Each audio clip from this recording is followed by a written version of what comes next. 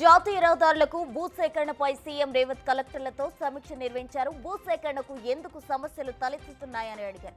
ప్రభుత్వ రిజిస్ట్రేషన్ ధరలు తక్కువగా, మార్కెట్ ధరలు ఎక్కువగా ఉండడంతో భూములు ఇవ్వడానికి రైతులు ఆసక్తి చూపడం లేదని కలెక్టర్లు తెలిపారు. రైతులను పిలిచి మాట్లాడి ఒప్పించాలని సూచించారు.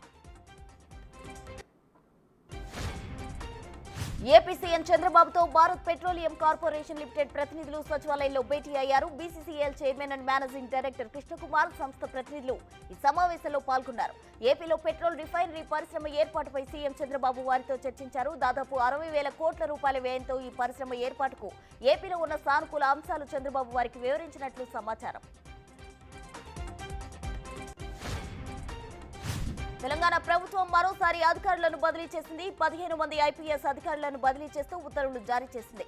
శాంతి భద్రతల అదనపు డీసీపీగా మహేష్ భగవత్ ను నియమించింది. హోంగార్డుల ఆర్గనైజేషన్ అదనపు డీసీ బాధ్యతలు స్వాతి లక్రకు అప్పగించింది. గ్రే హౌన్స్ ఏడీజీగా స్టీఫెన్ రవీంద్ర నియామకమయ్యారు. సోషల్ మీడియాలో తండ్రి కూతుళ్ల బంధంపై అసభ్యకరంగా మాట్లాడిన ప్రణీత్ హనుమంతు బెంగళూరులో పోలీసులు అరెస్ట్ చేశారు. పీటీ వారెంట్ పై ఆయనను అక్కడి నుంచి హైదరాబాద్ కు తీసుకుని రానున్నారు. హీరో సాయి ధరమ్ తేజ్ ఫిర్యాదుతో కేసు ఫైల్ చేసిన పోలీసులు ప్రణీత్ ను అరెస్ట్ చేశారు. మహిళల భద్రత, అభివృద్ధి లక్ష్యంగా సీఎం రేవంత్ రెడ్డి పనిచేస్తున్నారని మంత్రి సీతక్క అన్నారు. మహిళా సమస్యలపై అవగాహన ఉన్న వ్యక్తికి ఉమెన్ కార్పొరేషన్ పదవి ఇవ్వడం శుభపరిణామన్నారు. మహిళలు అన్ని రంగాల్లో ఓవైపు దూసుకెళ్తుంటే డ్రగ్స్ మద్యం మహమ్మారి వల్ల మహిళలపై దాడులు జరుగుతున్నాయన్నారు సీతక్క.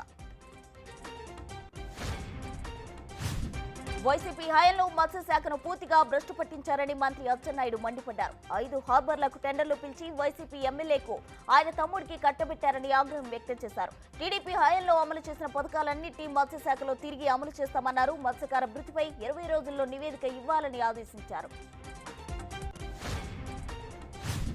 ఫోన్ ట్యాపింగ్ కేసుపై తెలంగాణ హైకోర్టు కీలక వ్యాఖ్యలు చేసింది. ఈ కేసు విషయంలో సంయమనం పాటించాలని ఆదేశించింది.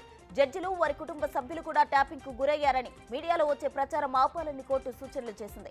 ఈ కేసులో ఇప్పటికే ప్రతివాదులు కౌంటర్ దాఖలు చేశారని కోర్టు తెలిపింది.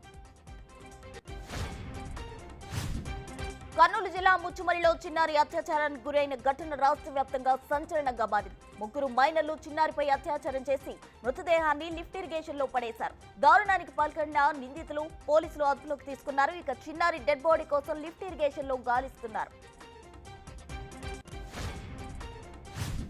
ముంబైలో కలకలం రేపిన BMW car hit and run కేసును మహారాష్ట్ర సర్కార్ సీరియస్ గా తీసుకుంది. కారును వేగంగా నడిపి ఒక మహిళ మృతికి కారణమైన మిషన్ షాను అరెస్ట్ చేసి దర్యాప్తు చేస్తున్నారు. నిందితుడు మద్యం సేవించి జుహూతారా రోడ్లోని బార్ పైన అధికారులు కొరడా జుల్పించారు. అక్రమ నిర్మాణాలను బుల్డోజర్ తో కూల్చివేశారు. సినీ నటుడు రాజ్ తరుణ్ పై 493 సెక్షన్ కింద కేసు నమోదు చేసినట్లు రాజేంద్రనగర్ డీసీపీ శ్రీనివాసరావు తెలిపారు. రాజ్ తరుణ్ తనను నమ్మించి మోసం చేశాడని లావణ్య ఫిర్యాదు మేరకు కేసు నమోదు చేశామన్నారు. ఈ కేసును అన్ని కోణాల్లో పరిశీలించి దర్యాప్తు చేస్తామని డీసీపీ వెల్లడించారు. రాజ్ తరుణ్ పై లావణ్య ఇప్పటికే నాగ్సింగ్ పోలీస్ స్టేషన్లో ఫిర్యాదు చేశారు.